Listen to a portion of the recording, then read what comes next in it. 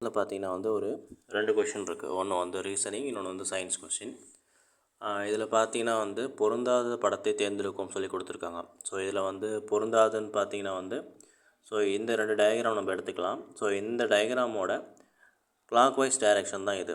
So இது வந்து இந்த டயக்ராம் பார்த்தீங்கன்னா வந்து இதோட கிளாக் வைஸ் டைரெக்ஷன் தான் இங்கே இருந்திருக்கணும். ஆனால் வந்து வேறு ஒரு டயக்ராம் இருக்குது. ஸோ பொருந்தாது அப்படின்னு பார்த்தீங்கன்னா வந்து இதுதான் வந்து பொருந்தாதது. ஸோ ஆப்ஷன் ஏ தான் வந்து இதுக்கான கரெக்ஷன். அடுத்து வந்து இந்த கொஷின் பார்த்தீங்கன்னா கொஷின் நம்பர் 68, ஒளிரா தன்மையுடையது எதுன்னு சொல்லி கேட்டிருக்காங்க. அதாவது வந்து அந்த பொருள் வந்து நமக்கு வந்து வெளிச்சமே வராது, அது ஆட்டோமேட்டிக்காக அந்த பொருள் வந்து வெளிச்சம் வராது அப்படின்னு சொல்லி கேட்டிருக்காங்க. இப்போ வந்து சந்திரன் எடுத்துக்கிட்டால் சந்திரன்லேருந்து நமக்கு வந்து நேரடியாக வந்து நமக்கு வெளிச்சம் வந்து வரதில்லை, அது வந்து ஒரு எதிரொலிக்குது. ஸோ சூரியன்லேருந்து பட்டு அந்த கதிரை வந்து நமக்கு எதிரொலிக்குது, அவ்வளோதான் பண்ணுது. மின்மினி பூச்சி அதுலேருந்து தன்னுடைய உடம்புலேருந்து தான் அது வந்து ஒளியை வந்து ஏற்படுத்துது. அடுத்து மெழுகுவர்த்தி பார்த்திங்கன்னா அது தன்னை உருக்கிக்கிட்டு தான் வந்து நமக்கு வந்து ஒளியை வந்து தருது. ஒளிரும் பல்பு மின்சாரத்தை யூஸ் பண்ணி தான் அது வந்து தருது.